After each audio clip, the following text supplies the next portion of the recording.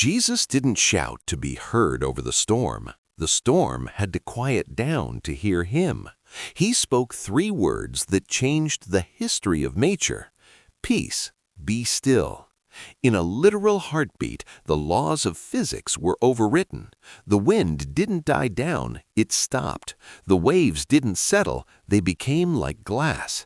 The transition was so violent, so instant, that the silence was more terrifying than the thunder. One moment they were at the gates of hell, the next they were sitting in a cathedral of moonlight. The authority in his voice was the same voice that said, "Let there be light" at the dawn of time. He turned to his friends and asked the question that cut deeper than the cold water. "Why are you so afraid? Do you still have no faith?" He wasn't rebuking them for being human. He was rebuking them for forgetting who was in the boat with them.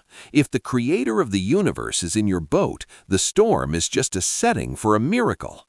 They had seen him heal the sick and forgive the sinner, but this was different. This was raw, terrifying power over the elements. They were beginning to realize that the man they were following wasn't just a good teacher, he was the Lord of all creation. A new kind of fear gripped them, not the fear of dying, but the awe of the divine. They whispered among themselves, "Who is this man? Even the wind and the sea obey him." That night, the disciples learned that there is no storm too big for his voice and no fear too deep for his peace.